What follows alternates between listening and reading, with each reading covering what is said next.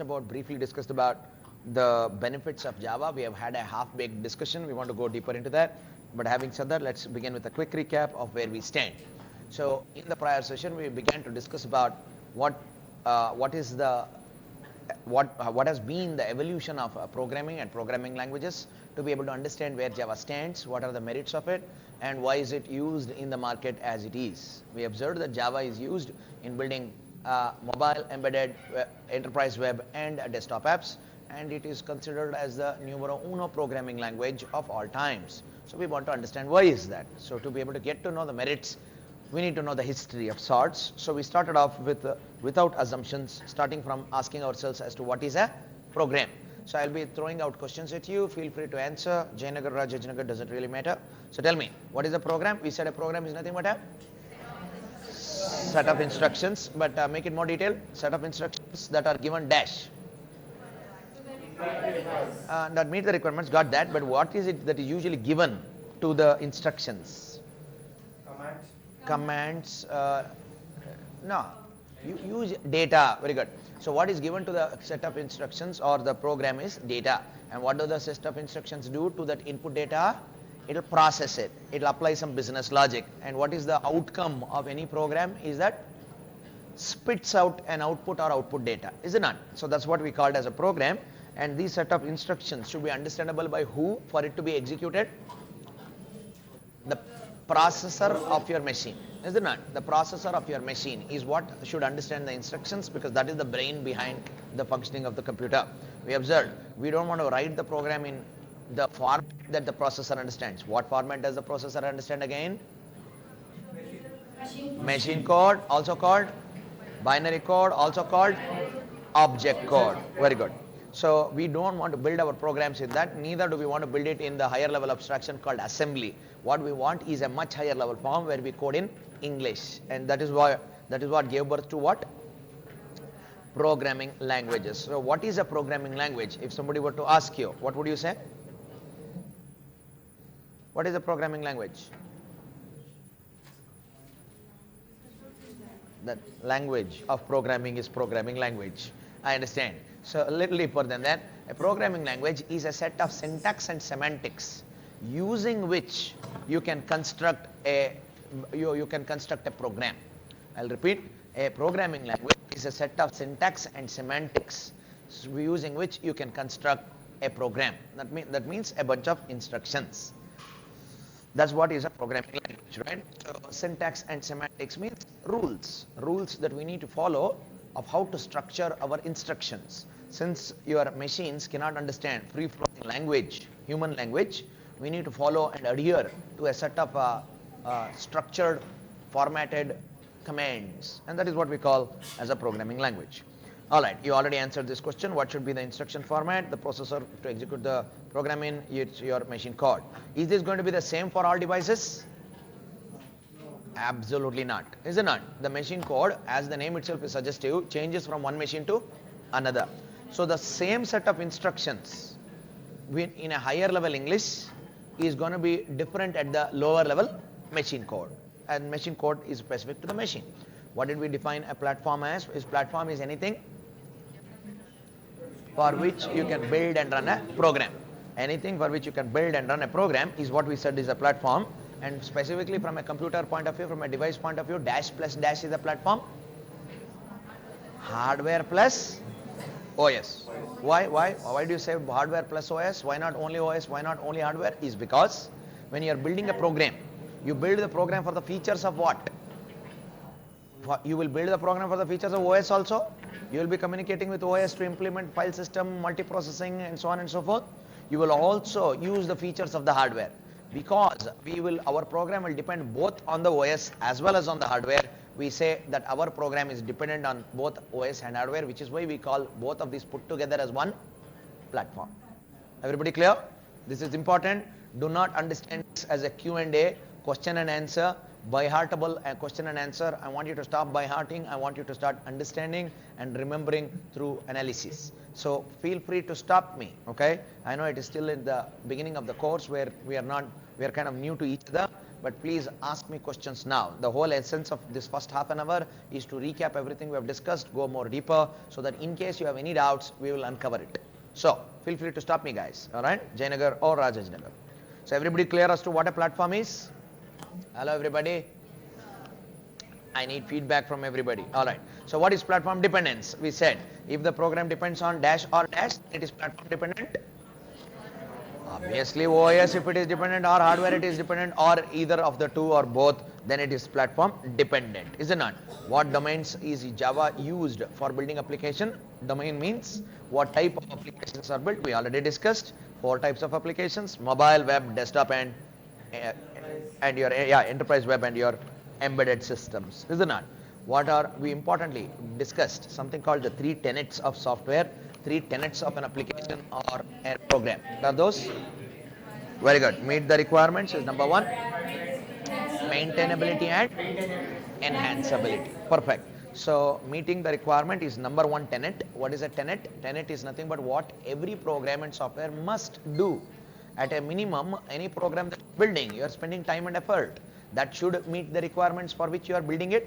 Why are we building any program? Why are we building the instructions? To automate something, to meet some goal. At least that goal must be met. That is tenet number 1. Second tenet is, over the period of time that it is used. Said, if X is the amount of time we take to build the software, 10x to 20x amount of time it will be in use. And during this time, who will be using it are customers. And during the time the customers are using it, typically even if you have tested it well enough, there might be hidden bugs that gets uncovered. So what we need to be able to do is fix the bugs, fix the defects. That is what it means by saying the program must be maintainable, is it not? And of course, during the period of time, there might be new requirements that come up for which we will want to enhance the existing system. So 3 tenets of software. Good. What are the flavors of Java? In fact, I've not even talked about it. So let me pull up a page and let's just give me a second.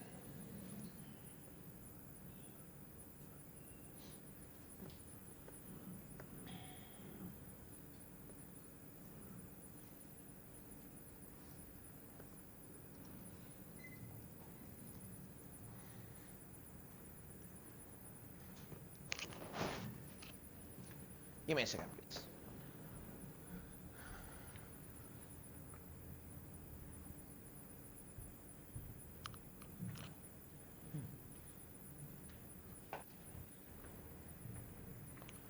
So just for me to quickly write, I'll be using a small digital board. I just need to calibrate it. Just give me 1 second.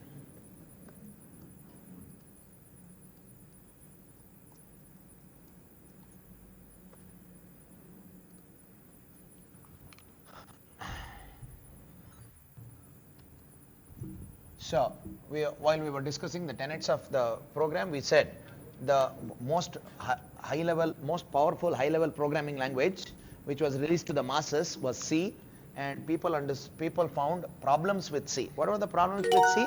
The first problem is that what type of application development does C profess? What? Procedural application development. And what does the procedural application development offer as problems? First of all, when will procedural application development give us problems? When the code base is small or when the code base is big? When the code base is big. When your application development is more complex, is it not? Especially more than 1 million lines of code and more. What is the problem? We said a procedural programming program consists of a bunch of dash functions, all interacting with dash data. Global data. Very good. And clearly, what is the problem in this approach? The problem is, if any of the function affects the global data badly, then what gets affected also? All the other functions which have a dependency on it, which is the reason why we said the moment the code base becomes more, procedural application development kind of becomes more complex to build. Obviously, it is more difficult to maintain and enhance for the same reasons as well, isn't it? And we observed C has the problem with C was that it is procedural, right? Second problem was it is very dash. Very powerful. It is very powerful. It gives complete power of the underlying system, memory management, your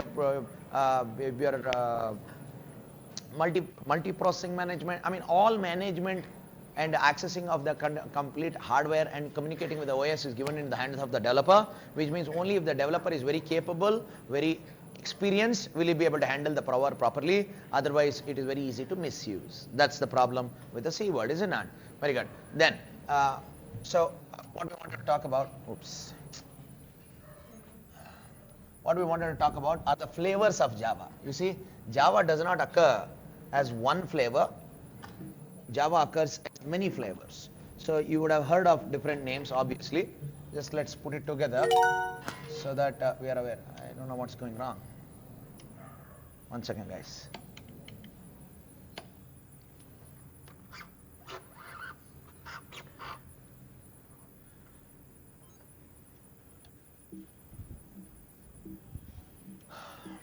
This is just give me an ability to quickly sketch, but looks like there is some calibration issues, so give me a second, and hopefully it should work. All right, so we are talking about, okay, I don't know, there's some problem. Okay, flavors of Java, what is happening?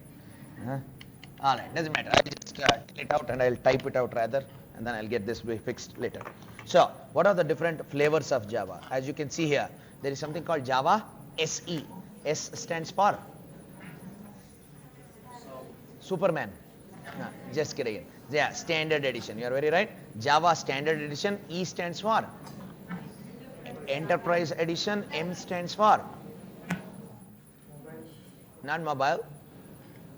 One more, Micro Edition. Very good. And of course you have Android, right? So these are the different flavors of Java, so to say, right? It's like kind of, you know, when you eat an ice cream, right? You have different flavors of an ice cream, but all of them is an ice cream in a way. So we have different flavors of Java. Java SE, Java E, Java ME, and Android. What are these flavors used for? Well, first thing is, what is common across all these flavors? Yes, what is common across all these flavors is the core language, which is what we call collectively as core Java, all right? Core Java is common across all these flavors. What is Java SE used for? Standard Edition. It is used for desktop applications. All right. So we're going to use your Java SE to be able to build desktop applications. And Java EE, as the name suggests, E is for enterprise. It is used to build enterprise level web applications. So that's the aim of using Java EE. And Java ME is used to build embedded applications. And of course, Android is a no-brainer. It is used to build Android applications, right, on the mobile device. So these are the different flavors that exist of Java, and you need to know at a high level what is what. Obviously, what we will be starting off with is core Java, right? And core Java is a part of Java SE.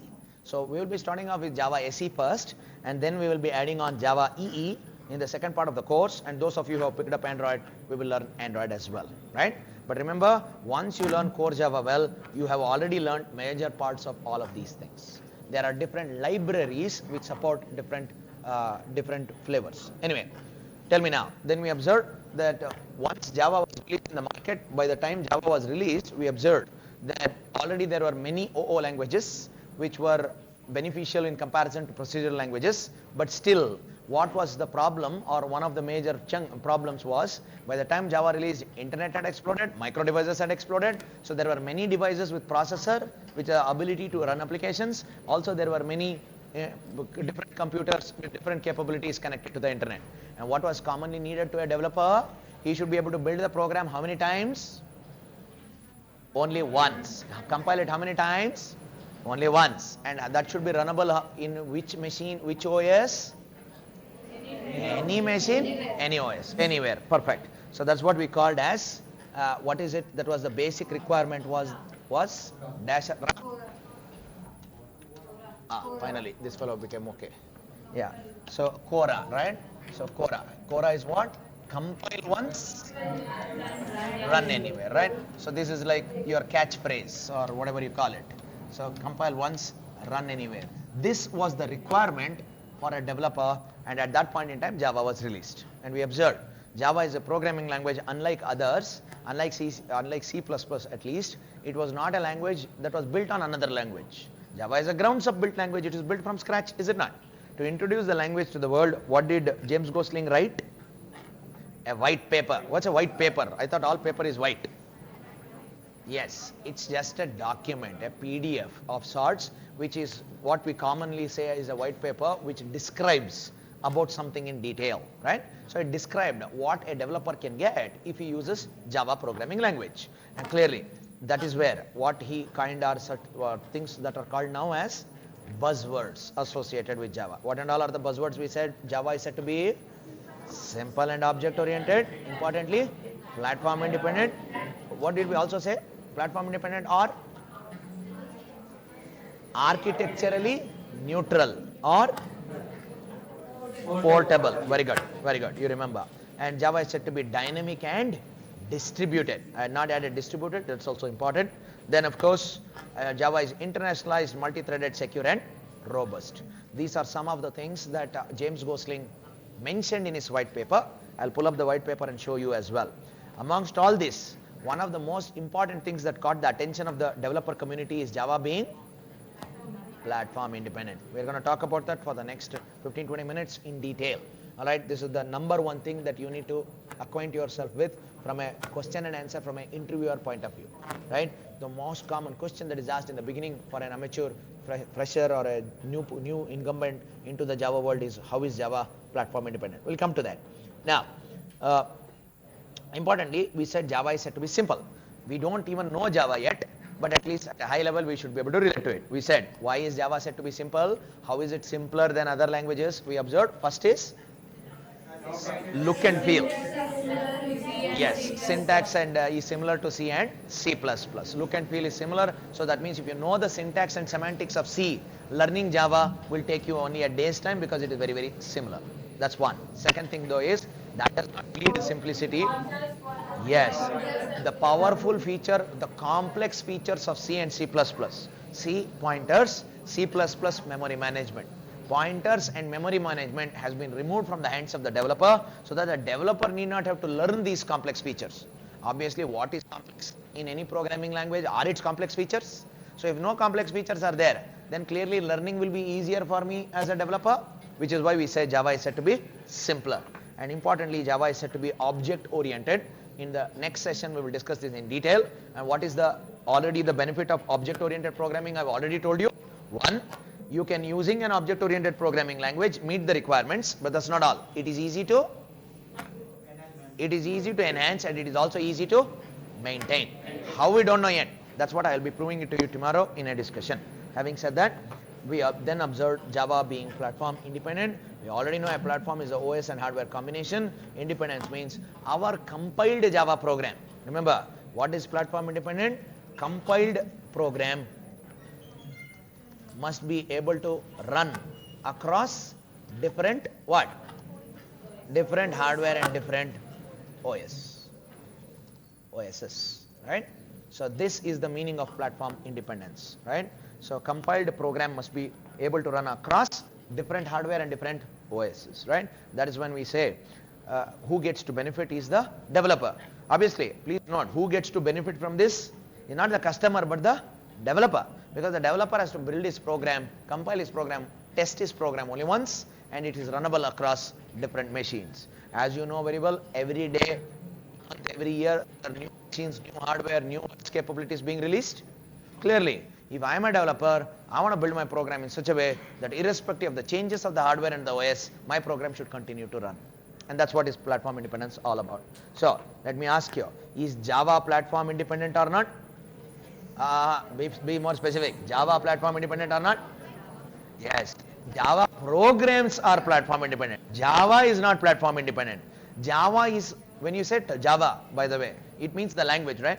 The language is not platform independent, right? Using the language, what program you build and compile, that is platform independent. We have to be more specific there. But then some terminologies we got introduced to. Tell me, as a developer of Java, what is it I would need to install on my machine? JDK. We have by-hearted this. We don't know about all this yet in detail. What is the JDK full form, please? Java Development Toolkit, isn't it? So if I simply search in Google for JDK, it will pull up my Oracle site, right? Oracle is now the owner of the Java distribution, and clearly you can go there and you can download. So look at this. What does it say? Java dash downloads? SE, standard edition, right? That is what is your core Java, right? So you can download it, and the current version, it says 8U111, which is nothing but means 8.x, right? So you can go here.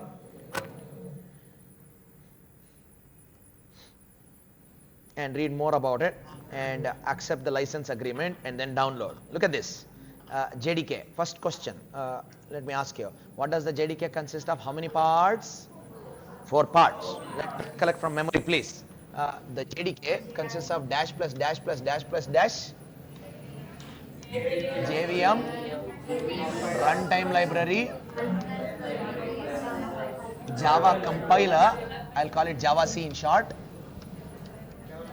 development tools. Are we already aware of what are these tools and everything?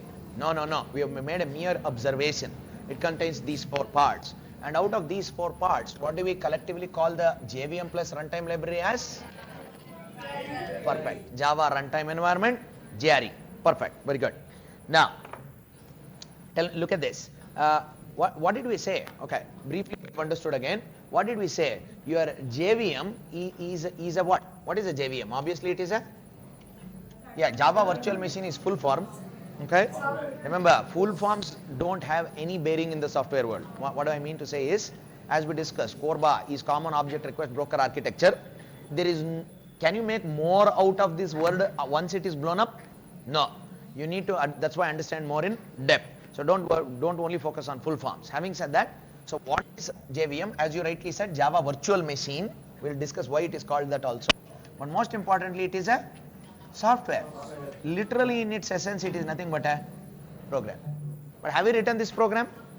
No, it's not written by us. So who builds this program then? Which developer? We are only developer, no. Who is going to build this JDK, your JVM software? Hello? OS guy? Hardware guy? Who builds this?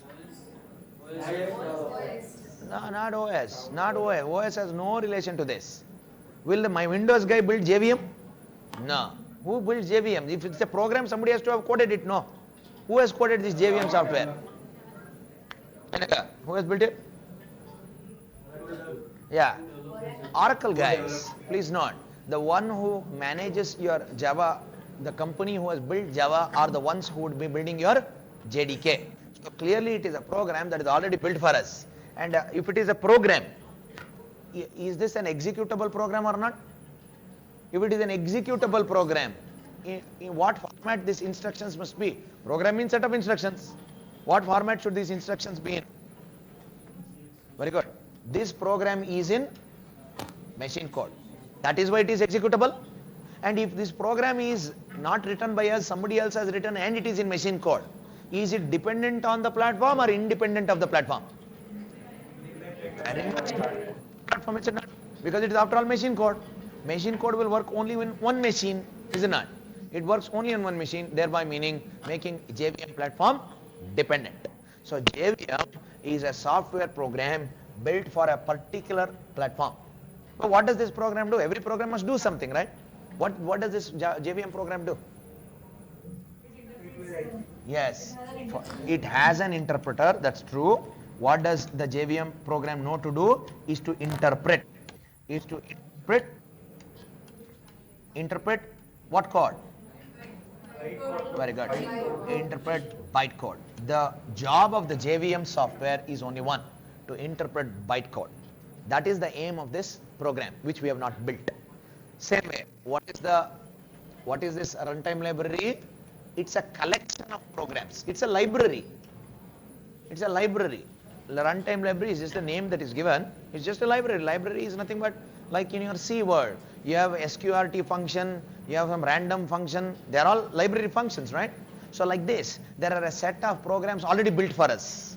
And these programs collectively are called runtime library.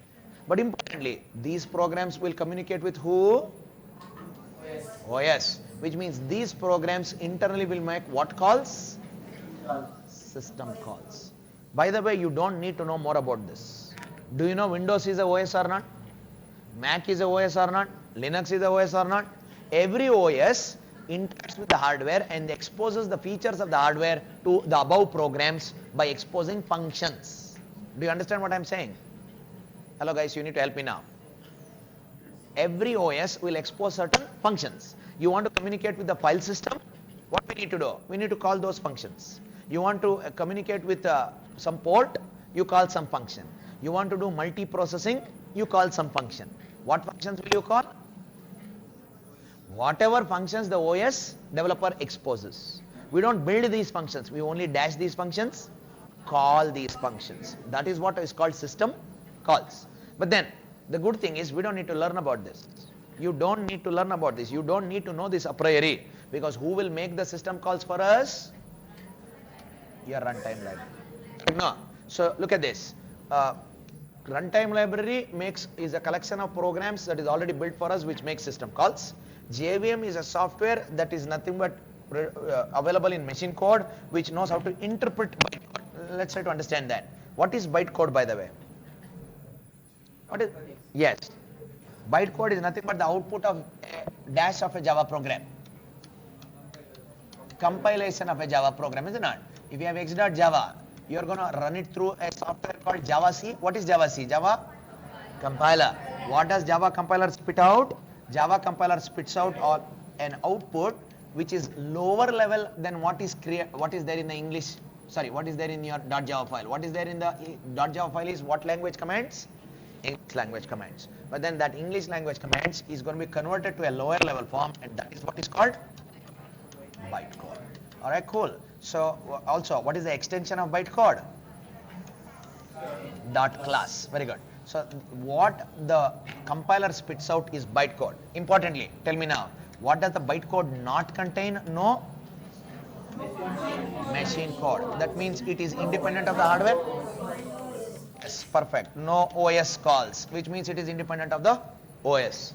Which means we said the compiled output of a Java program is platform independent. Perfect. We'll come back to this in a minute.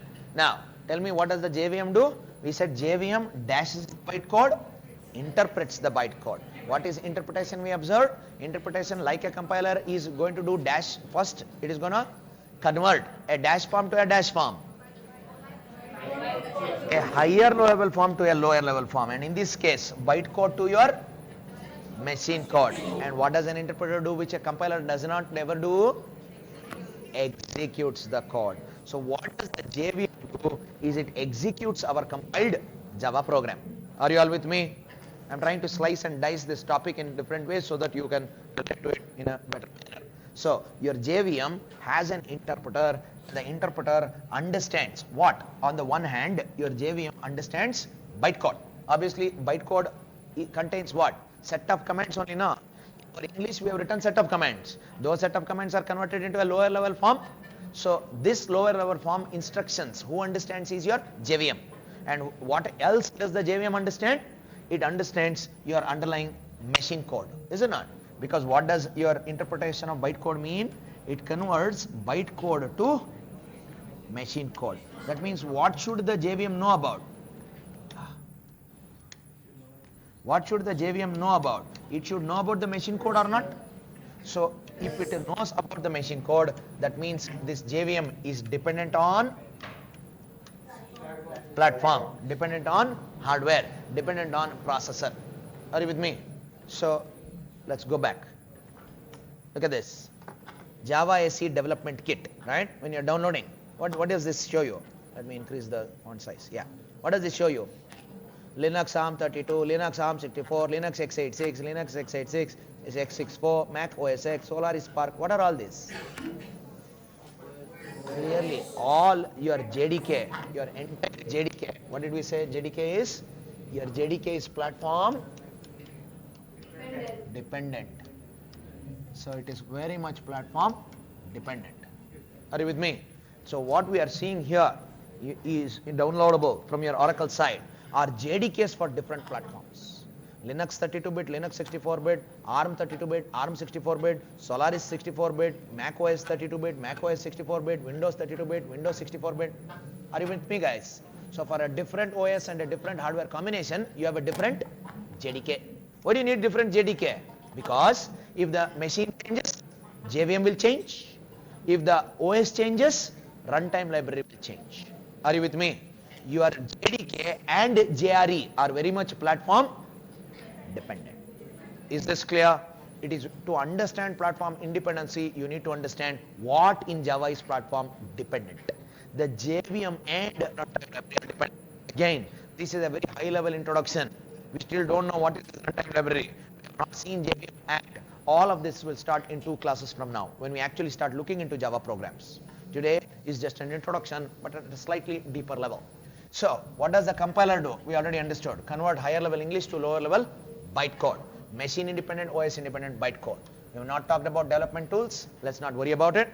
Just to give it to you in short, every programmer needs other tools apart from compiler, apart from ability to run your Java program using JVM.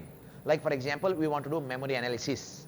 We want to do some profiling analysis, some performance analysis. For all of these, what are given to us collectively are called development tools. Don't worry too much about it. Are you with me? So this is where we are. And what did we understand? How are we going to code and compile and run the Java program? We code using high level English, and importantly, what will we not directly do in your .java file English code? No OS calls. If I wanted the OS to do anything, whom will I communicate with? Very good. I will make communication though to your runtime library, and runtime library will internally communicate with your OS. That means, is there a direct dependency? No. The dependency of our program is only on runtime library and not on the OS.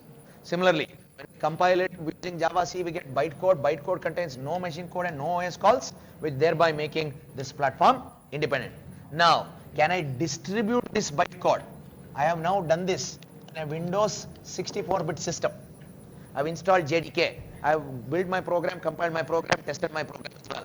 Now, I will distribute it to a Linux 32-bit system. That means I can give it to a customer this .class file. Now tell me, on a Linux 32-bit system, for the customer to run this program, what should he install? JRE. It doesn't need JDK. Why does he not need JDK? Look at what is JRE. JRE is nothing but a part of your JDK. Why does he not need JDK?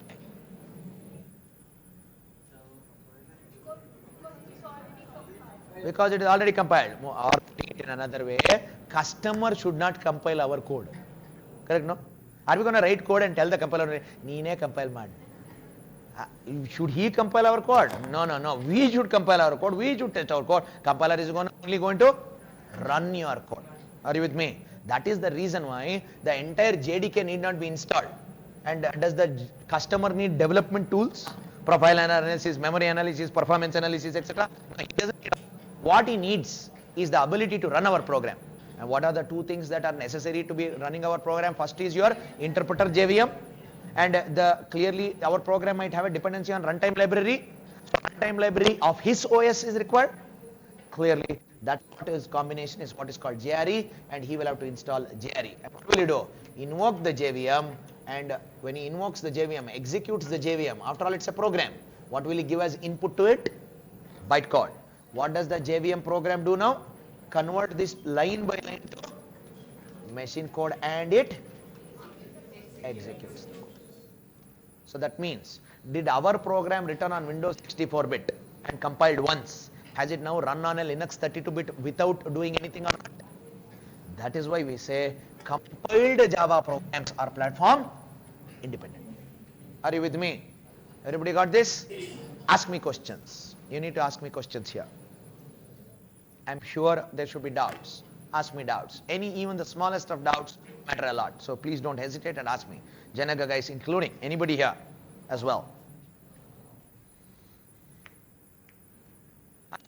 Any question? Even the smallest of ones. Especially if you're new to computer science, if you're new to this topic, please ask. Do not hesitate. This is a safe environment. Alright? And there is nothing called as a stupid question. Oh, there is a stupid question. The only question which is a bad question is the question that you don't ask. So if you ask it, it's a good question. So ask me. Any questions?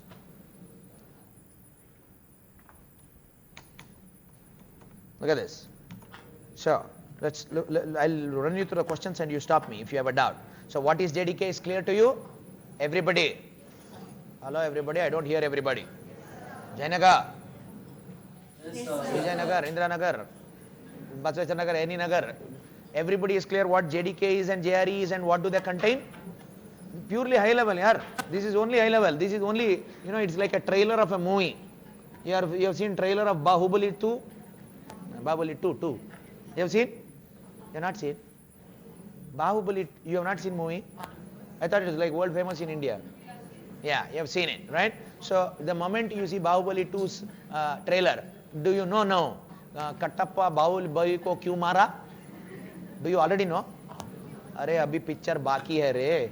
You have to watch the movie and then only you will understand, right? Same way.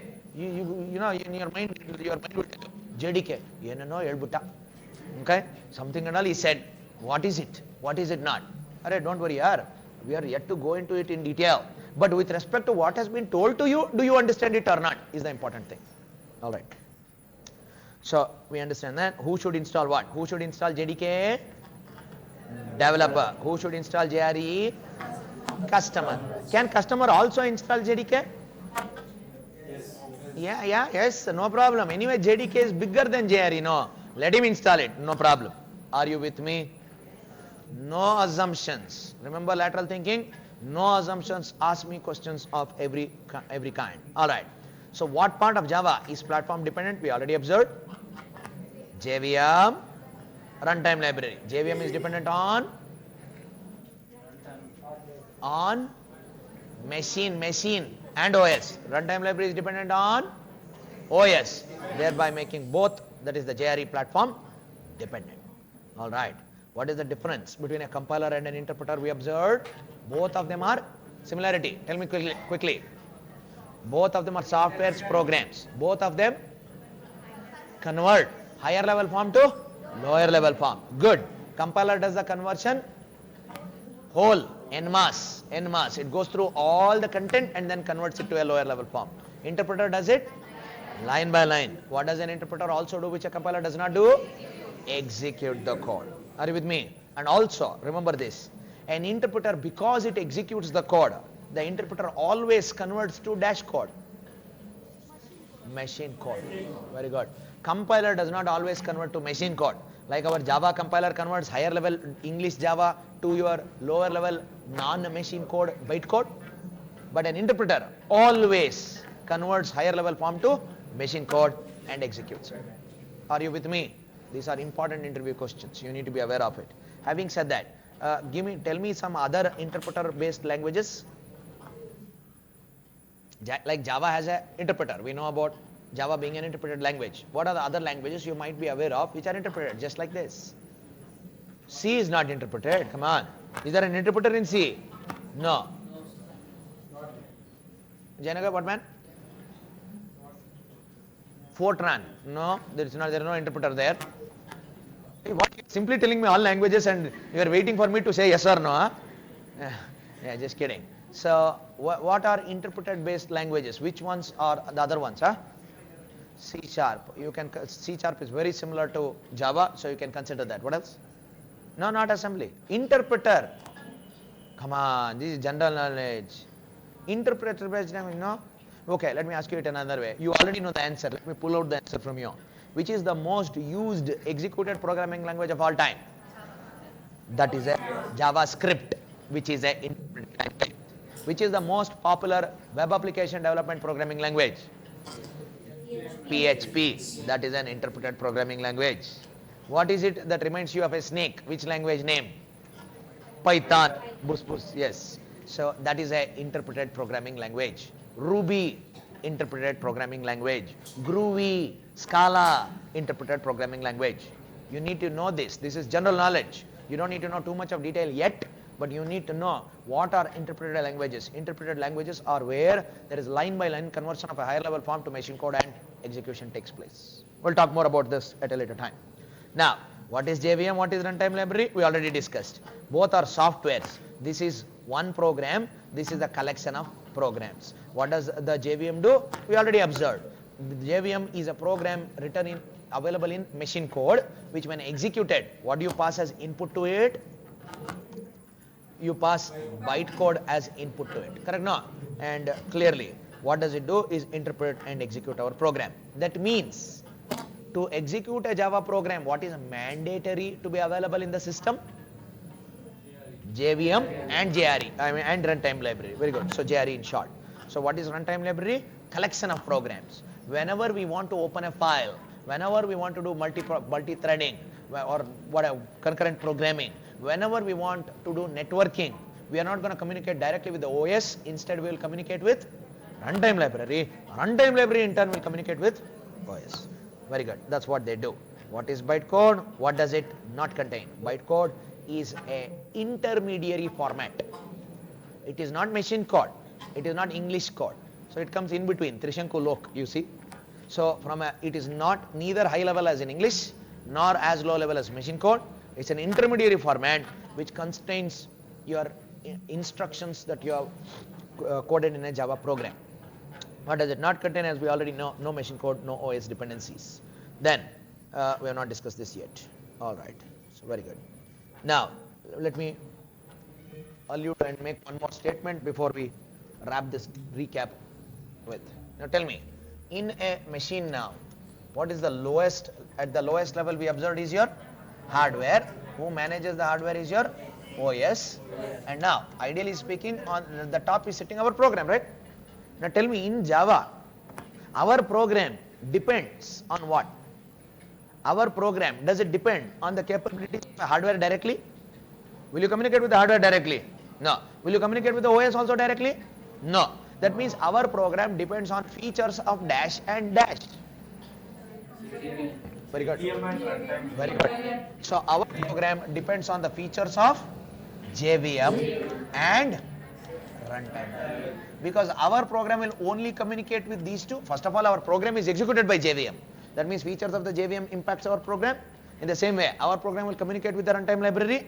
Runtime library will communicate with the OS, and then the OS will communicate with your hardware.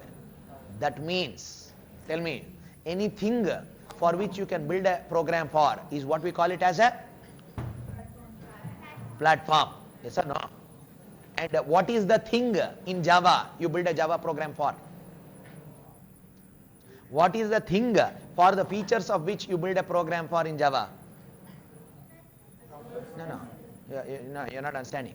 If you build a Java program, you're going to build it only for the features of dash and dash. You just told me the answer. JVM and runtime library. What is the JVM and runtime library collectively called? JRE. That means JRE is the thing for which you are going to build your Java program for. You will not build your Java program for any specific OS or any specific hardware. That means, in a way, this part is completely hidden. Correct, no? We don't even need to bother about the OS nor about the hardware. That means the only features you build it for is your JRE. That is why the Java is the first programming language which is also called the Java platform. Why do we call Java as Java platform? Because you are building your Java program only for features of JVM and runtime library JRE. You are not building your program for the features of the OS, for the features of the hardware. Are you with me? You are building it only for the features of the JRE, which is why we call Java itself as a platform. C is not a platform. C++ is not a platform, but Java is a platform. Are you with me? Now, here is the biggest learning from Java being simple. If you wanted to learn C, for example, right? How much time would it take for you to learn syntax and semantics of C language? Is probably a month, 2 months, 3 months max, right? That's all it takes. Even your complex pointers from a syntax point of view. Becoming good in pointers take more time, but understanding what pointers are and being able to use the syntax takes about 2 to 3 months. However, no programmer in C can be a programmer, full-fledged programmer, unless he learns about OS. Because OS is the one which does multiprocessing, pointer arithmetic, memory management, etc. Which basically means, if you want to be a good C programmer, you cannot afford to learn only C. What is it you should also learn? OS. And how much time does it take to learn OS and become good at it? Only 2 years, at a minimum. You understand? For you to become good at an OS and what function calls it exposes and what does it do internally, how does it do inter-process communication, multitasking, etc. Very complex implementations. It takes us a couple of years. Are you with me? That means you want to be a good C developer. Means how much time will you take collectively now? At a minimum. 2 years and 3 months. Because 3 months for C syntax, 2 years for Unix. You understand? That is why nobody learned C earlier. They learnt always C with Unix, C with Windows. Are you with me? But tell me in Java, what is it you need to learn? Do you need to learn the OS at all? No, you don't need to learn the OS. OS is completely hidden from you. Are you ever going to communicate with the OS directly? No. We have left Chadi 2 to it, you see. We have done into or cross or whatever you say. So are we going to communicate with the hardware at least? Even more further is. Dur. We don't even know where is hardware. Correct, no? That means for you to become a Java developer and a good programmer, you need to only learn dash in Java. Yes, you need to learn only JRE in Java, is it not? Because all our program we are building it for the features of the JVM and the runtime library. And how much time it takes for you to learn these features? 3 months. That's it. In 3 months you can learn the complete features of your JRE, which is the reason why you can become a good developer in 3 months. You understand that? If you opened a C training school, you cannot accomplish the same thing in 3 months. We will probably need a year or a year and a half at least. That is the reason why Java is P dash. Nah, not platform. Simple. Why is Java simple to learn? Because when you learn Java, you don't need to learn about OS or hardware. Just to focus on JRE features. Are you with me? That's why Java is simple to learn. Very good. Alright, very good. So, by the way, whatever I write on the board, I'm going to send it to you as material as well. Everything that I write on the board will be given to you as material. Alright? So, we'll talk about all that shortly. Now, any questions? Any questions at all? Jayanagar, Rajajnagar, anybody? Let me come back to the board and you prompt me if you have any doubts.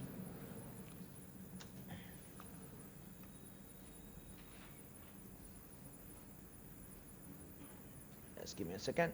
Yeah, there you go.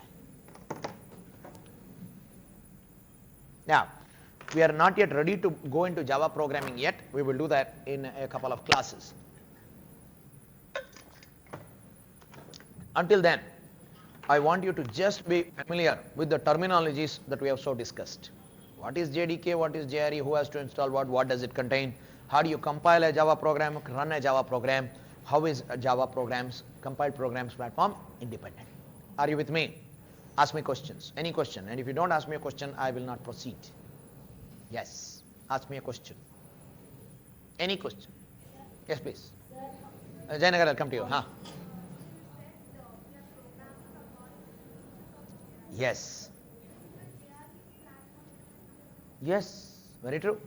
So the question is, we are programming and learning the features of JRE, but JRE is platform dependent. So are we somehow also becoming platform dependent? Good question, but please note, how many JREs are there? JRE is a combination of JVM and runtime library we said, but how many JREs are there? As many? There is a separate JRE for Windows 32-bit.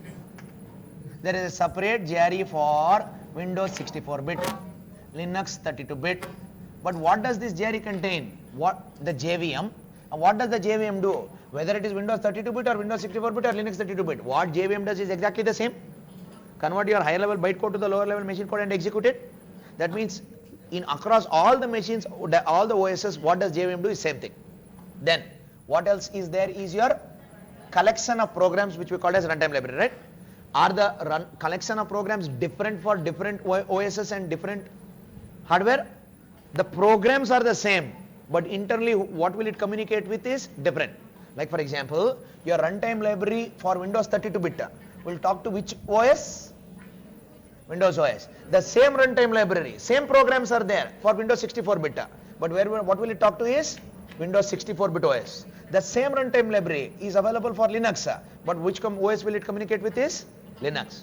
That means there are JREs, one per platform. But what do they offer to us? Exactly same. Are you with me? So what are we learning? What does JVM do for me? What does runtime library expose for me? I have to learn this how many times? Only once.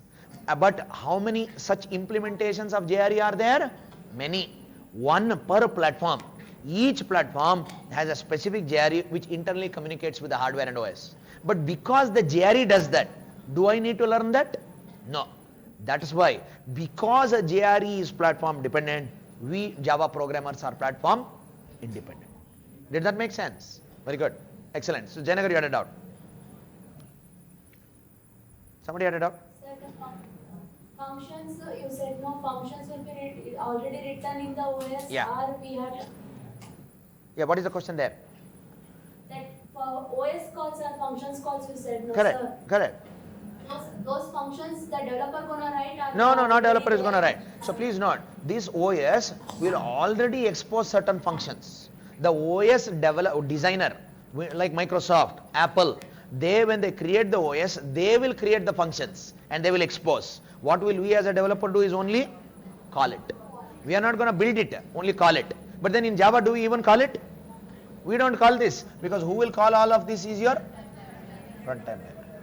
So we are completely independent of the OS. We are completely independent of the hardware.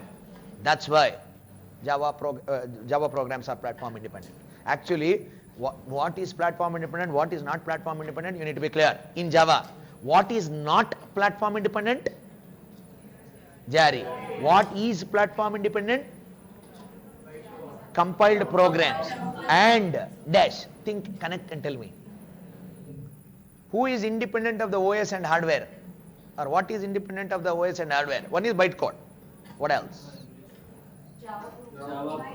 Very good. Java developer. Not me. Don't say Vikram Shastri.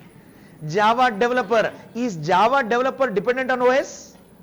Is Java developer dependent on hardware? Java developer only is platform independent. Are you with me? Hello? You don't like it? No? You don't, you should feel wow, you know? It's like, yes, I don't need to learn the OS, I don't need to learn the hardware, learn Java once, and boom, you can build any program for any OS and hardware. Are you with me, guys? Okay, little more enthusiasm, Ray. If I start doing the classes like Java platform independent, gotaita? It will be boring all the way around. Same way, please be enthusiastic and answer back. All right, good. Any other questions, please? Yeah.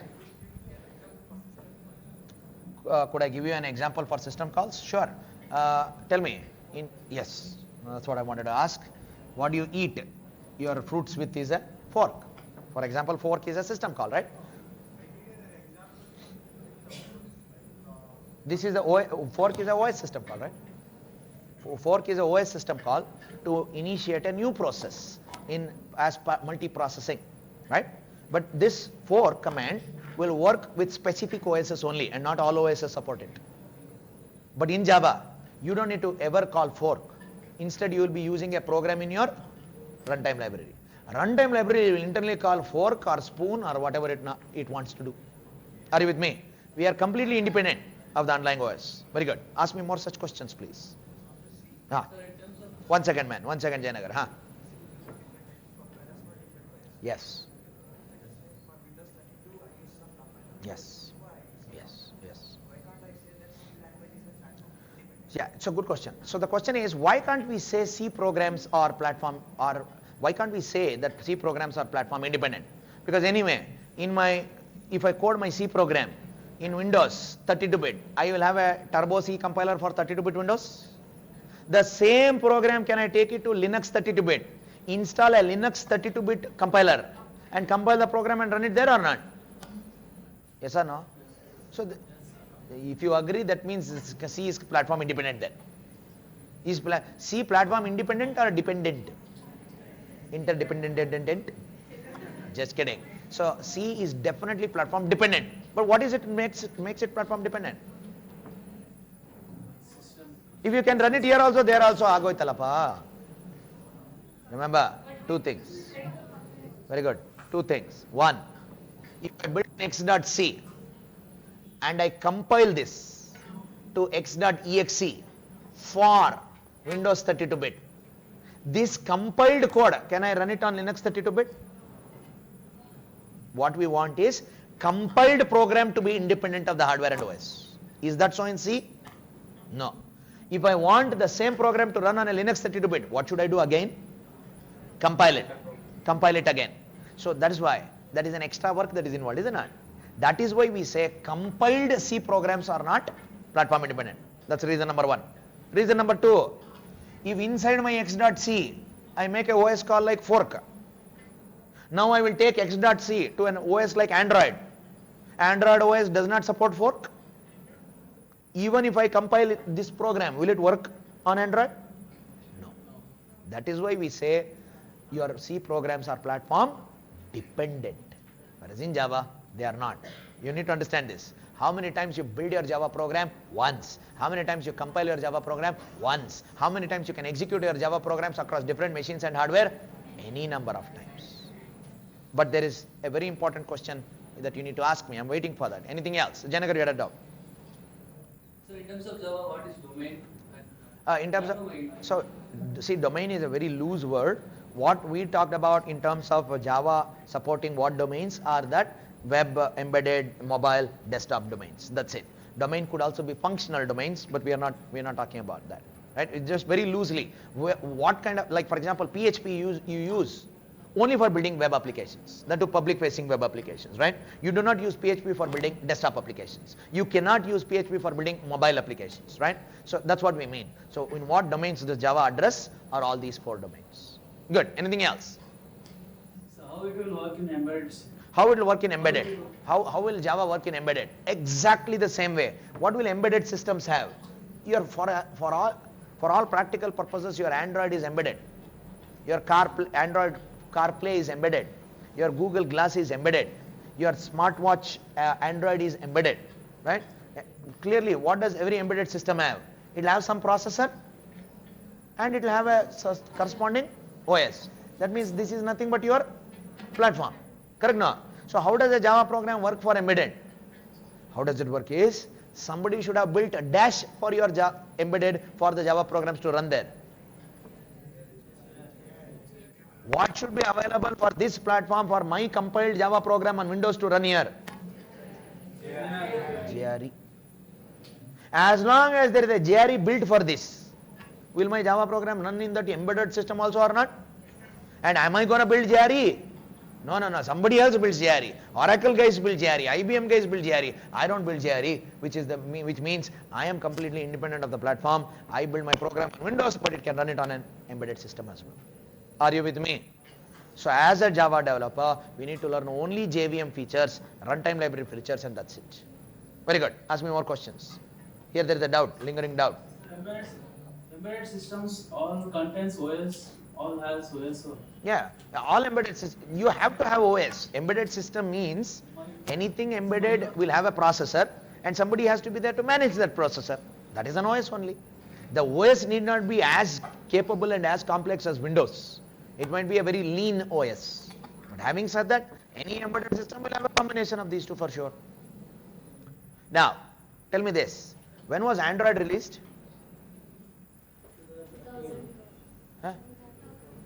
1000 AD, yeah. 2007 and 8. When was Java released? 1995. Correct, no? Now think about it. Android, when it was released in 2007-8, but by the way, what is Android? Android is OS or hardware or what is it? OS.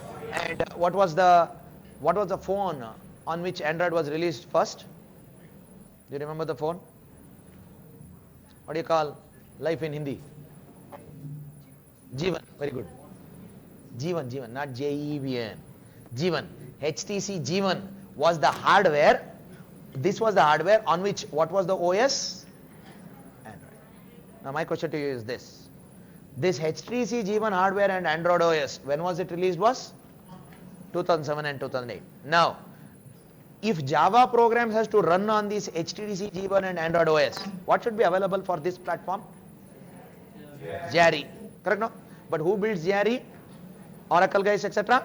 So do you think Oracle Sun, when they created Java in 1995, they would have built JRE for Android and HTC G1 hardware? Are you understanding the problem? How is it possible that Java programs run on Android? Because Android OS is a new OS. All the hardware is also new. And Java programs can run only if there is a JRE installed. But then Sun or Oracle does not build JRE for Android hardware, for example. Clearly it has been recently been created. But still, do Java programs run on Android or not? Adiyangappa? How is that possible? Are you understanding the problem?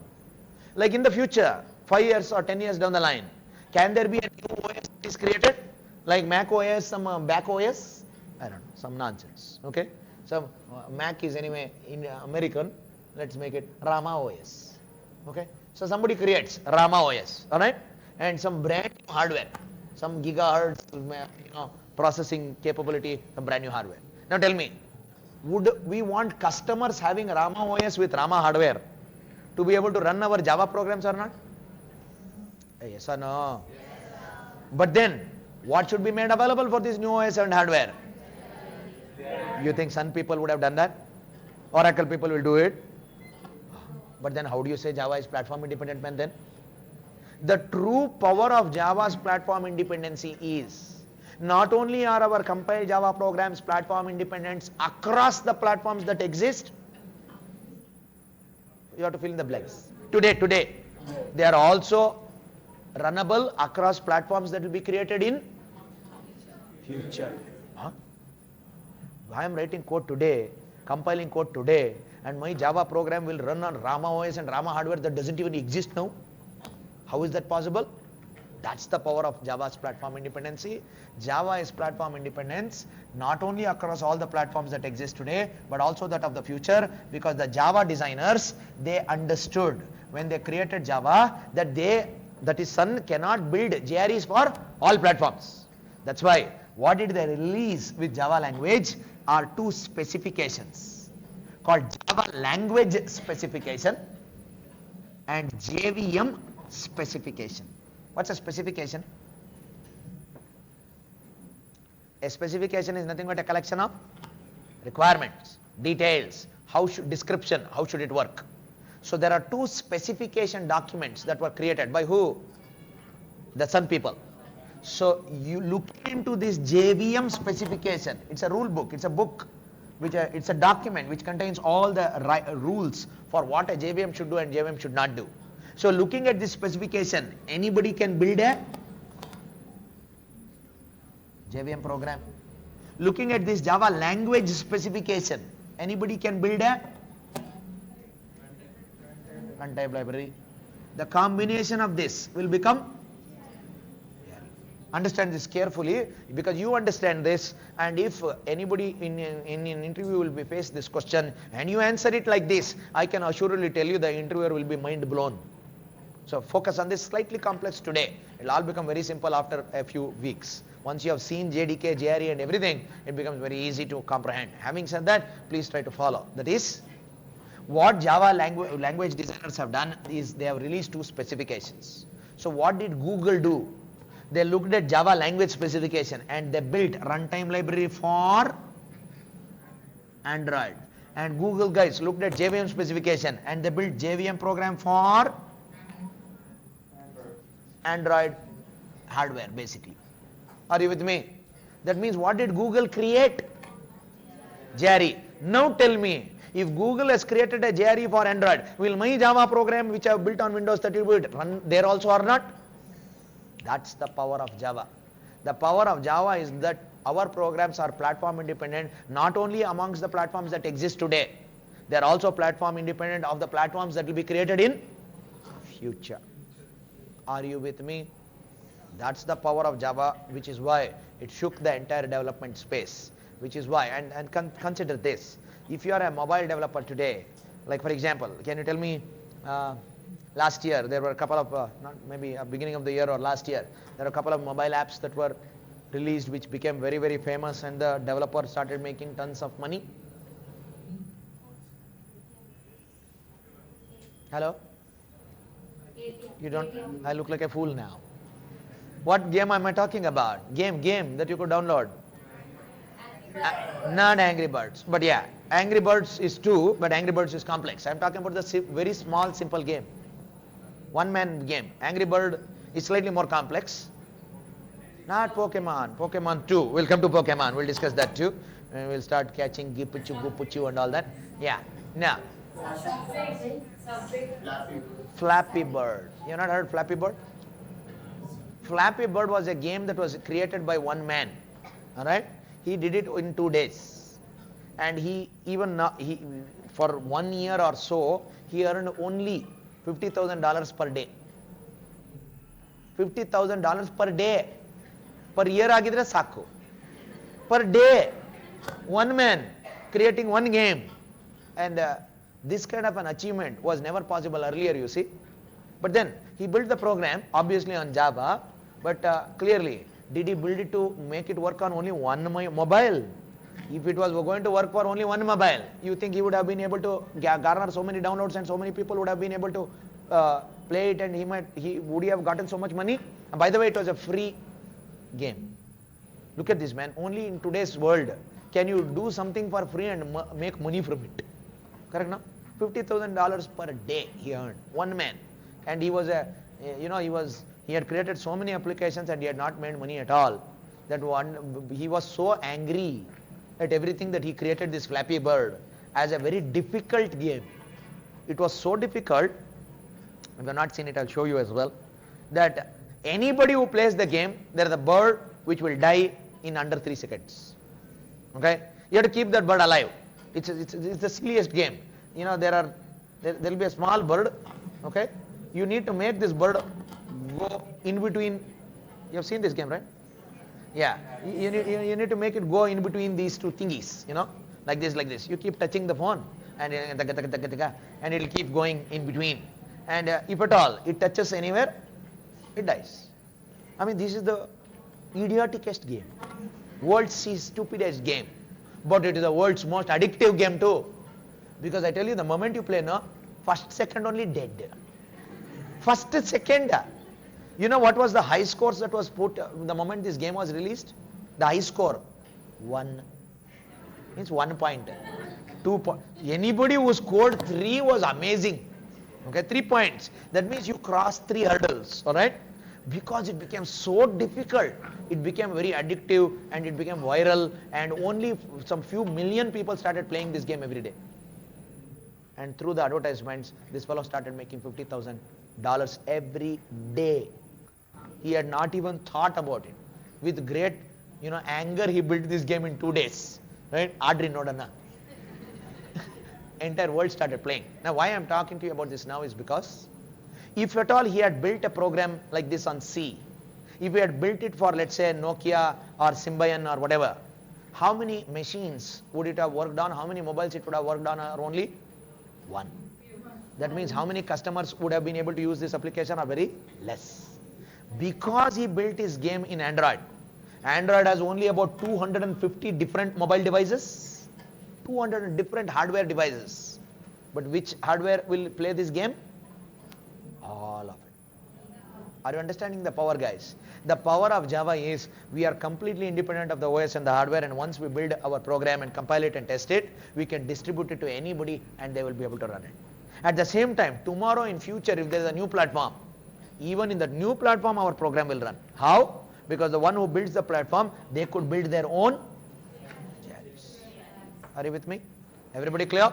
Good. Any doubt at all? Last question on this. We have discussed too much on this one point, but I hope it's been worth it. Any questions?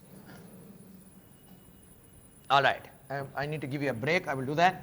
But we have been discussing for monotonously for long. So let's discuss a couple of other points. Then I'll take you through a break. So, all right. We have understood Java being platform independent, architecturally neutral. Architecturally neutral means not dependent on a particular architecture of the processor. Like you have ARM processors, your Intel processors, RISC processors, MISC processors. The architecture of processors are different. Does Java depend on any one particular architecture? No. That's why we say our programs are architecturally neutral. We also simply call it as portable, simply because once you build your program and compile it, it is portable across devices and machines. Right? More or less all of these mean the same. So, we have understood how Java is said to be simple. We have understood how Java is said to be platform independent. Let me just tell you one more and then take you through a break. Secure, yeah, secure. Let's do robust. Okay, let's do robust. Java is said to be robust. Very easy thing, you can easily relate to it. Tell me, in common language terms, robust means what? Tagada. Robust. What is strength? Strong. Yes or no? See, the problem is it's an English word because I might have a different meaning, you might have a different meaning. So let me ask you, silly joke, but let me ask you. 20 years ago, the only type of cars that you could buy in India were Ambassador and Fiat, right? Before Maruti came. And then Maruti came and Maruti became very successful. But now tell me, I don't know if you have ever been in Ambassador cars. Have you been in Ambassador cars? I'm sure you would have seen them, right? So all that fat, big Hindustan Motors one, right? Ambassador cars are one of the strongest cars. You know, they are like solid iron, man. It's like a battle tank only. There was a saying that if at all you sit in an Ambassador car and hit a lorry driver will get hurt. Nothing will happen to the people inside the car. Okay? That strong Tagada it is, right? Whereas compared to Maruti 800, how qualitatively strong is Maruti 800? Even if a cycle fellow comes and hits Maruti 800, you better take a driver and all the occupants of the car to ICU in hospital. Nothing would have happened to cycle fellow inside Chapdi, you see. The reason is because the tensile strength of Maruti 800 is not so strong. So tell me, which is more robust, Ambassador or Maruti 800? Wrong. That's why I want you to understand what does robust mean. Robust does not mean strength. Robust means reliability. Anything is robust means you mean to say that it is reliable. Like compare it again to Ambassador and Maruti 800. When Ambassador was released, I'm talking about in the 80s, one of the first Ambassadors was bought by my uncle at a time when there were no cars in the city. And he bought it, and for all of us who were all chilteris, chultus, before it was habba. Because, our uncle, our family man is buying some car, Ambassador, it is coming, and some 25 kids would run behind it. Okay? Now, I used to see these peculiar things in Ambassador. One of the things my uncle used to do is he would do 3 production of Ambassador every day and then only sit in the Ambassador and start it. I was thinking, why this Yappa does this, man? Right? And as a joke, you take it that this Ambassador had a mind of its own. Whenever you start the Ambassador, sometimes it will not start. You try to start. It will not start. Ivat beda. Ist bega na start madodu. Chance illa. Right? So it would not start at all. That's when all the kids were being asked to, push the Ambassador car for it to be, jump started. I mean, think about it. When you start a car, what should the car do? What is the expectation? When you turn on the ignition and start it, the car should start. I mean, that's the expectation, isn't it? Compare it with the Maruti, by the way. If you don't touch a Maruti car for even 2 months, you've gone to some, out of country, out of city or whatever, come back. And the moment you turn on the ignition, the car will start. That's why Maruti 800 cars are reliable. Your Ambassador, forget it. Okay? Yeah. When you change gear, ivat beda. Put the brake, chance illa. Clearly, it had a mind and mood of its own, you see. Well, that's why it was always more in the mechanic shop rather than being used. Having said that, what robustness means from a program point of view? A program is considered robust only if it is reliable. And when do you say a program is reliable? You can easily guess. Very good. A program is reliable is if it meets tenet number 1. Meets the requirements. That means the program does what you expect it to do and what it should do. Clearly, that is when we say a program is reliable, isn't it? I mean, when an alarm shouts, rings, right? You touch the alarm clock to stop it, right? The moment you touch it, if the alarm clock explodes, dhammar, is it doing what it is expected to do? Is it reliable? That means it is not robust. So from a programming point of view, we say Java programs are robust. How is it Java programs are robust? Java programs are robust if they are reliable. That means the programs do what they are published to do consistently over a period of time. How is it more robust? When will it be more robust? Is when what is lesser in number? Bugs. If bugs are lesser, our program will work consistently more, which means it's more reliable. More reliable means more robust. In Java, it is difficult to write buggy code as compared to your C and C++. The reason is very straightforward and simple. The maximum amount of bugs you can write in C is by using pointers. Do you have pointer arithmetic in Java at all? No. The other thing that we can do, which we can write buggy code, is with memory management. Do you do memory management at all in Java? No. We don't understand this yet, but we don't do it. Clearly, all the complex things have been taken away. The entire power has been taken away, which means clearly the amount of buggy code we can write is also less. You will see this in practice. You will write less buggy code, which is the reason why it is more reliable. More reliable means more robust. Many of us are entering programming newly. In 3 months, not only will you have to learn Java, you will be placed in a company, and in that company they will ask you to start writing code also. I mean, nowhere in the history of humankind will any person in 3 months' time be used for production. Meaning, you do not use a doctor who has just entered MBBS. In the 3rd month, ellarnu nodidiyalla, togo chaku cut madak. Are you going to ask a doctor to perform surgery after 3 months? After showing him some books and YouTube videos? Ella nodidiyatane alto hengide nodo puta hushara cut mad. This is obviously stupid, is it not? Same way, will you ask a civil engineer to construct a building after 3 months into his studies? Before it is built only kust bidog. Is it not?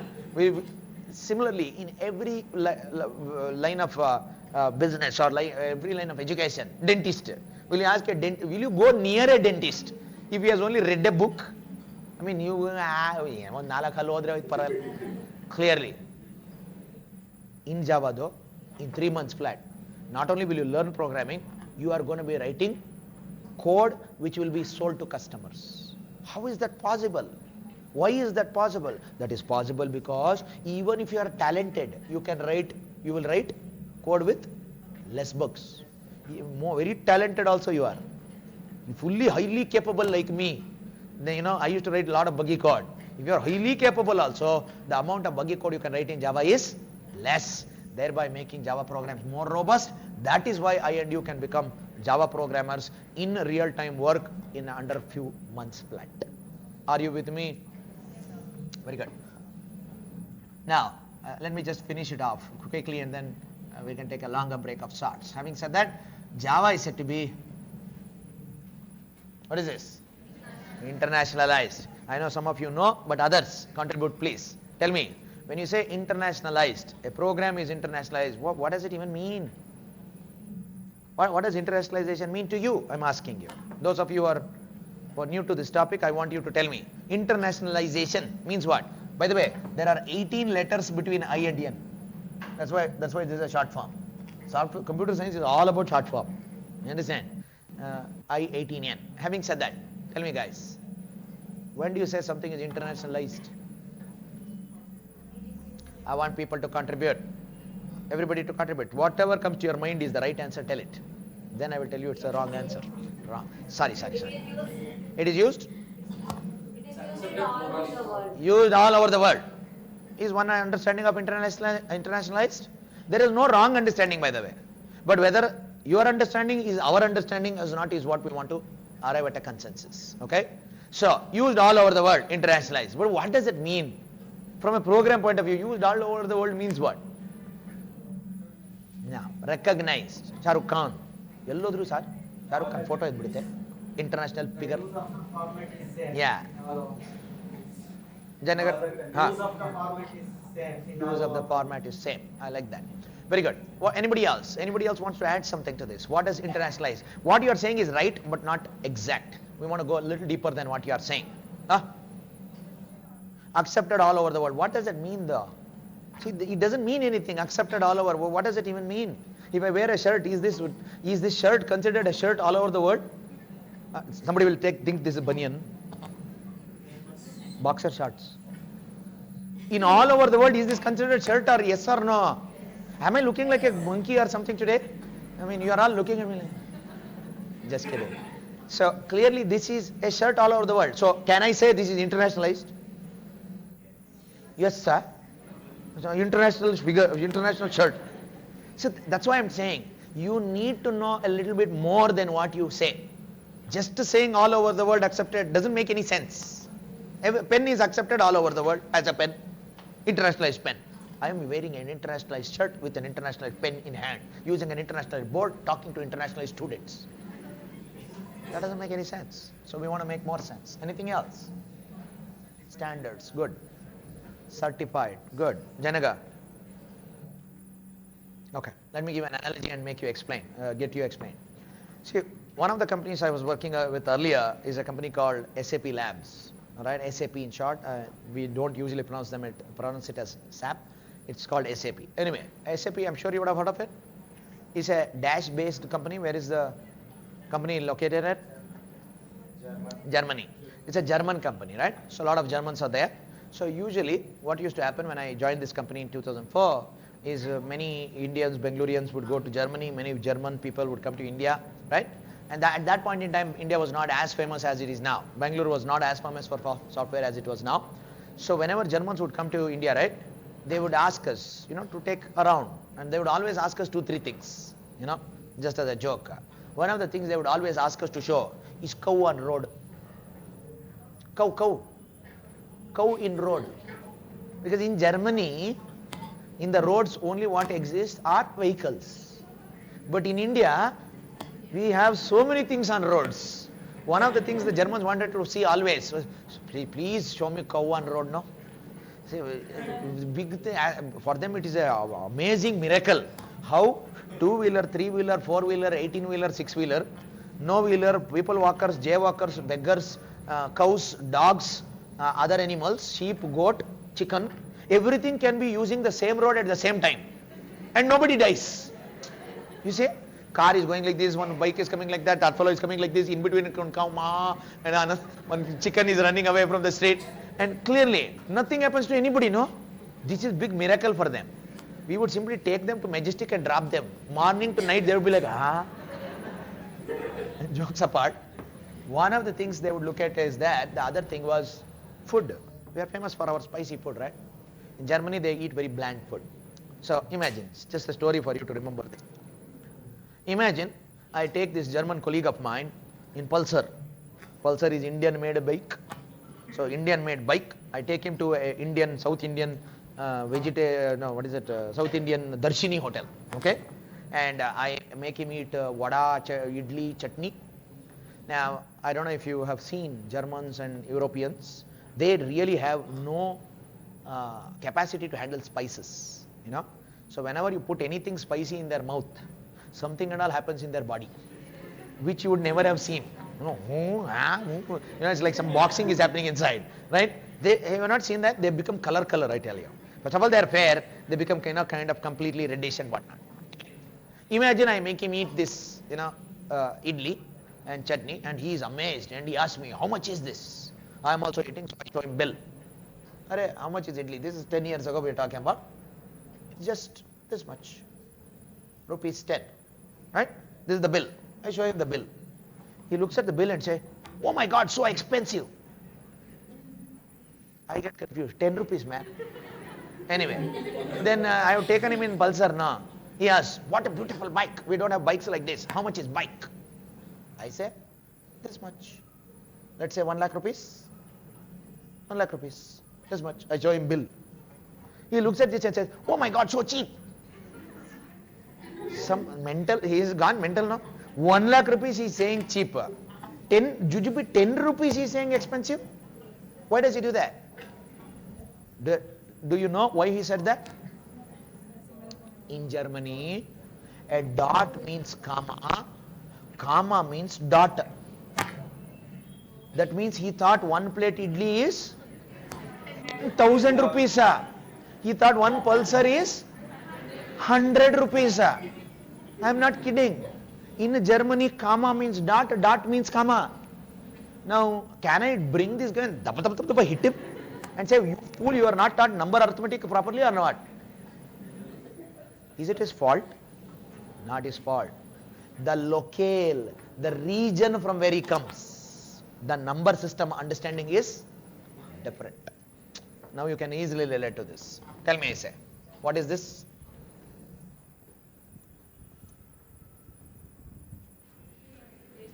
Twelfth October 2016. Correct? No. Show this to an American. 10th of December 2016. If an Indian and an American starts arguing what is what, clearly this will be a never-ending discussion. Correct? No. And imagine you call an Arab and you show him this. What is this? Arbitration. He looks at it for 3 hours and he says, I don't even know what this is.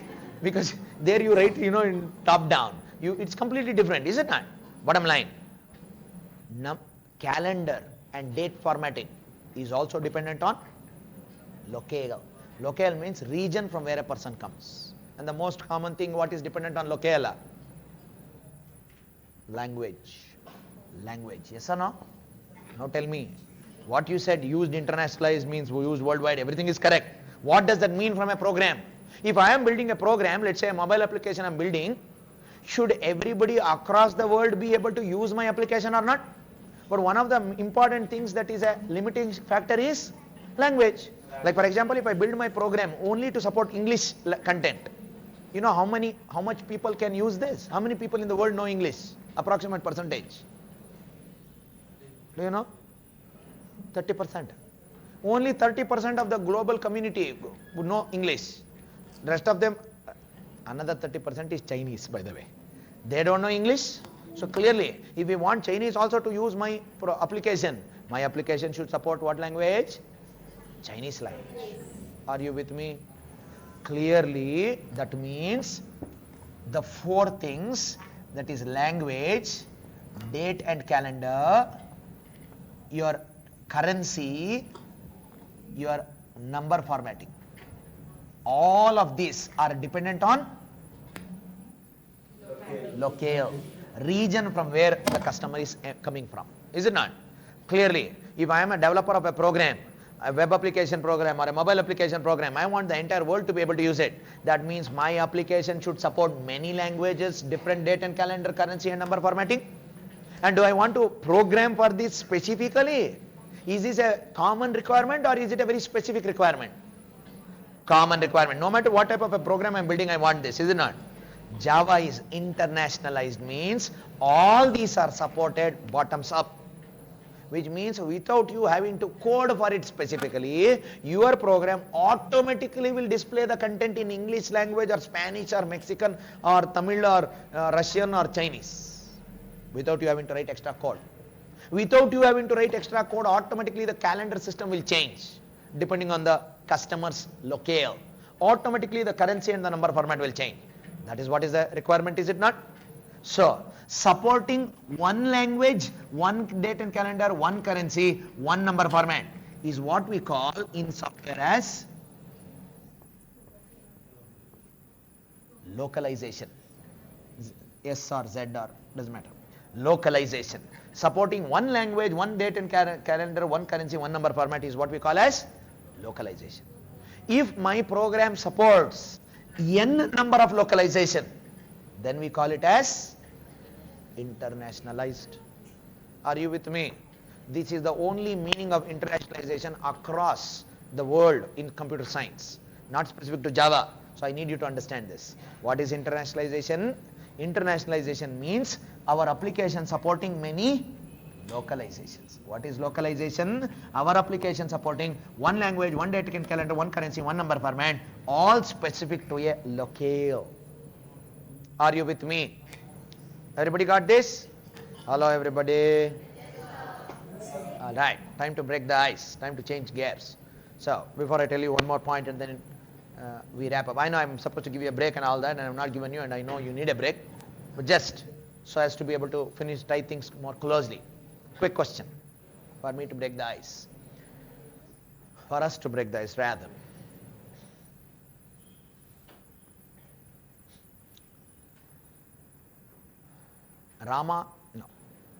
Raja and Rani are dead. in a room. And repeat, Raja and Rani are dead in a room. I love dead questions. Yesterday one man died, today Raja and Rani are dying.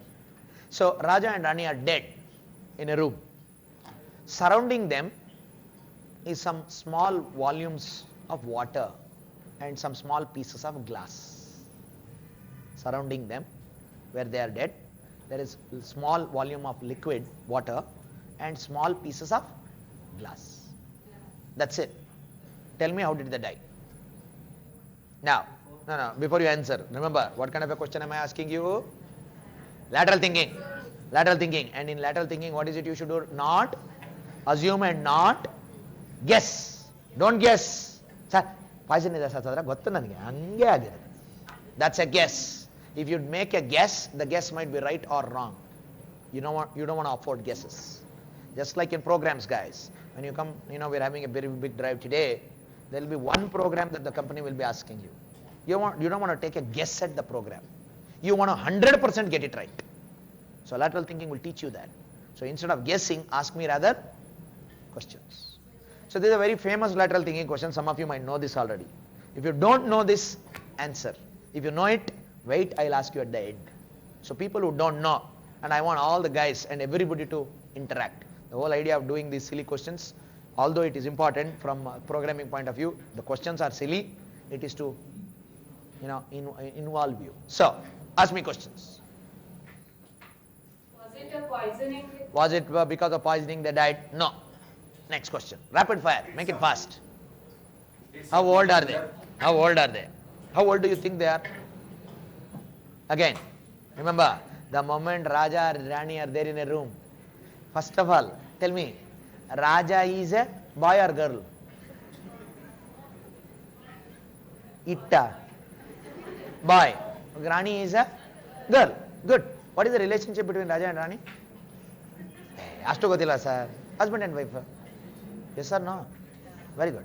Raja and Rani. So Raja is in what robes? What clothes?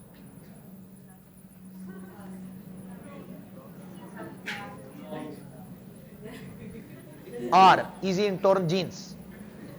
How are you imagining Raja and Rani? The first one, right? So they are all royal sari and royal, diamond and necklace and pearls and whatnot.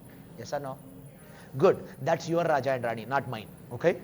So please note, all that is your assumption. Do not assume. Ask me questions. Yes. Did they fight Did they? fought each other? Did they fight each other? Very nice, man. Raja Rani. And then damma. And then this fellow, one chaku, she also, one chaku. Right? Both of them killed each other and died. Definitely possible, but the answer is no. They did not fight each other. Ask me generic questions. You are asking very specific questions. Are they related? Good question. They are not related. Yeah. Did someone kill them? Did someone kill them? Good question. No, nobody killed them. What kind of room? Normal room. Normal room. Your house room. Any room. Was it an accident? It was an accident. It was an accident. Raja and Rani is human beings or some names of one. Very good. Very good. I'm going to come to answer that question in a minute. Raja Janagar, guys, you are not asking me anything. For this question is for you only. Please ask. I will come to you now and point you and saying, question killed. Please ask, involve yourself. Yeah? How did Raja and Rani die? Anybody? Question. Question kelakandri kashta. If you don't ask me questions, I'm gonna. Blood. Is there blood around them? Good question. No blood. No blood. Bloodless. Anybody else? Say that again. That's the question that was asked. Very good question. Remember, I'll tell you the answer now. The question has come out. But next time, today I pushed you hard, but next time I'm going to make sure each and every one of you ask me a question. No question, no going home. Okay? Just kidding. Remember, the moment we say Raja and Rani are dead in a room, what is it we immediately imagine? Both of them are human beings. Correct, no? How do you know this? While it might be logical to assume that, but you don't know that for a fact. That's why what you should do is pose a question. As the question was asked, what are Raja and Rani? Raja and Rani are not human beings only. They are two fishes. Fishes. Raja and Rani are two fishes swimming around in a bowl of glass. Somebody is playing cricket, ball comes, the bowl falls down, the bowl chakna-chur, break, water is around them, and the two fishes are outside. Accidentally this happened and both of them die. I know, remember, the aim of this question is to teach you that what you listen and what you interpret are two different things. The moment you say Raja and Rani are dead in a room, you are making up mental picture. What type of room? Aramanene agbek. Relationship ganda ಹೆಂಡತಿನೇ ಆಗ್ಬೇಕು. Rani is younger than Raja for sure. 34 ವರ್ಷ sir ಗೊತ್ತು ನನಗೆ. ಈ ಅಮ್ಮಂಗೆ 23, right? ಇನ್ನು 2 ದಿವಸ ಆದ್ರೆ 24. Correct no? Beautiful Aishwarya Rai only. This is how we imagine. And all this imagination is an assumption. Please don't assume. Please don't assume. So ask questions. The same thing you need to do for learning as well. Alright? So I will prod more and more, and you should allow me to prod you so that you can ask more questions. Alright? Because through your questions our understanding will deepen. Very good. Give me a second, I need to decide certain things.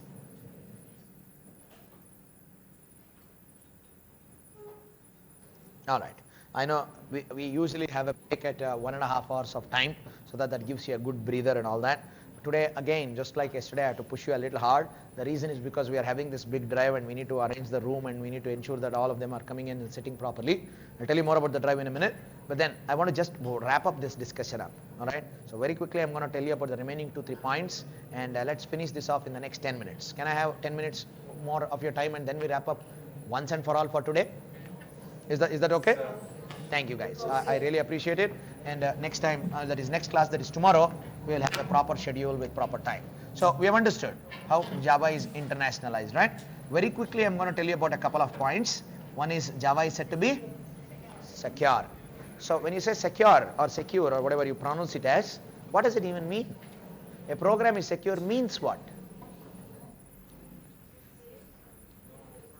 Protected. What? Very good. There is an authority. Very good. So what does protected mean? The program is protected means what? Protected from who? From customer only. Shall we build a program which is so protected that even customer can't run it? As soon as they run it, run madadidana.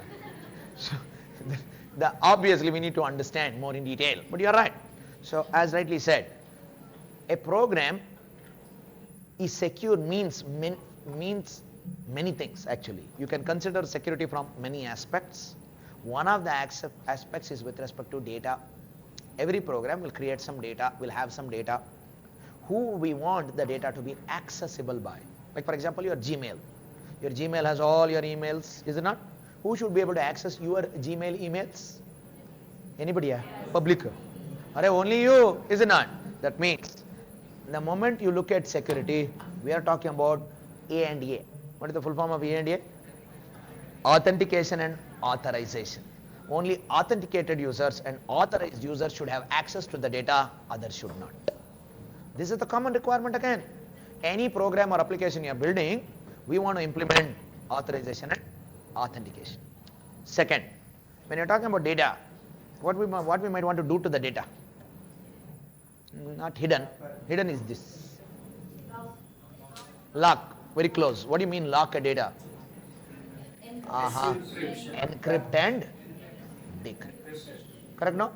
You might want to encrypt the data and store so that even if the data is accessible, like for example, my program might create some files. If files are created by my program, are those files, are they accessible directly by somebody in my machine also or not? Yes or no? But I don't want to give him access to the data directly. So that's why before storing the data in my files, what will I do? And then when I want to show the data, use the data in my program, I will decrypt it. Is this a generic requirement or a very specific requirement? Generic requirement. I mean, is it particular to one program only or all programs we need this? All programs we need this. So this has also got to do with security, is it not? So clearly, authorization and access, encryption and decryption are all common functionalities we need with respect to our program. And one of the most important things is this. We say a program is secure from the point of view of the customer if the program only does what it should do in a system.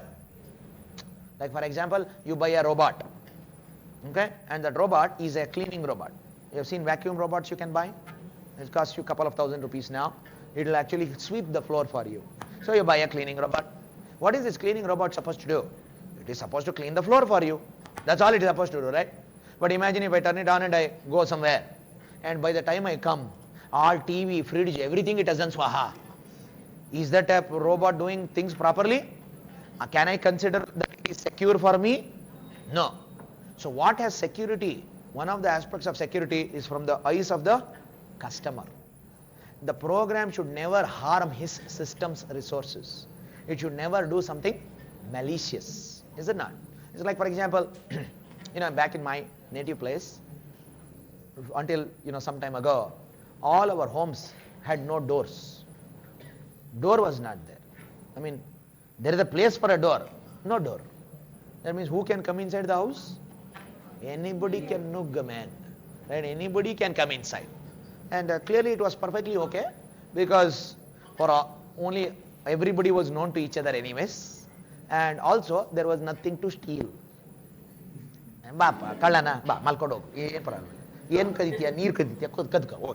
Right?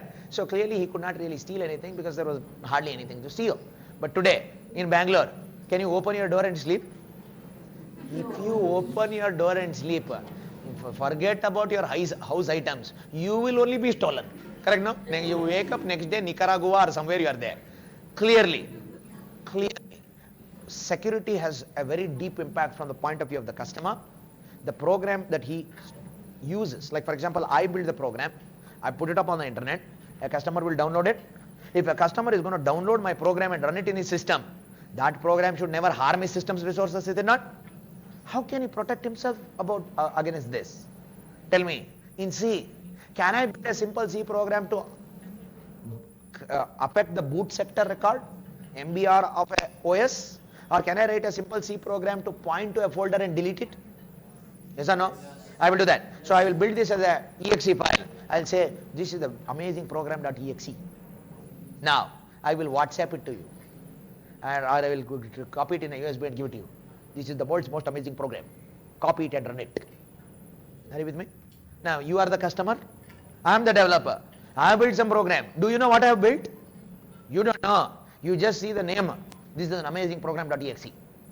Now, I will say, double click. If you double click on your system, what will your system do? Run it. Your machine will run it. And when you run this program, what instructions have I written? Instructions to destroy, delete a folder. That means, will that folder in your system be deleted or not? If I point it to a Windows folder and delete Windows folder only, will your Windows work properly now? No way. And I will say, hooray, hinge. Are you secure from my program? No. Java gives us a promise that every customer of a Java program is secure from the Java program's ill intentions.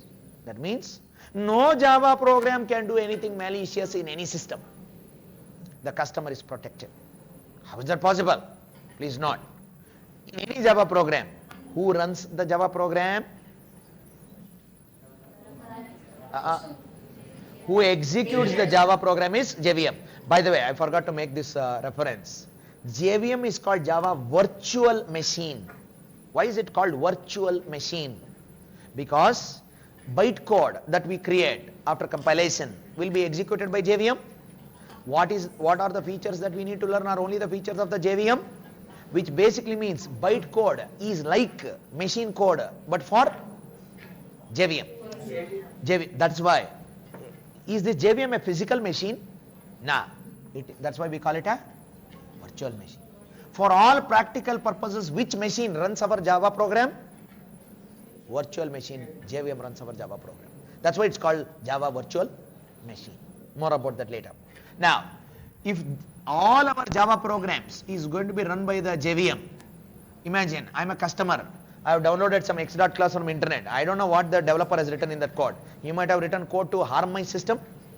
I don't know what he has written. But who is going to run that program is my JVM. Every JVM is associated with something that we call as security policy. Every JVM is associated with a security policy. And I as a customer can tell the JVM what can a program do in my system and what it cannot. Like for example, through the security policy, I can instruct the JVM, if a program is trying to access my hard disk, don't run it. If a program is trying to write into my hard disk, don't run it. If a program is trying to connect to a network, don't allow it. If a program is trying to make some internet calls, don't allow it. If a program is trying to connect to my port of my database, don't allow it. All of this, what I can do as a customer? Configure, not code. As a customer, I can configure a strict security policy.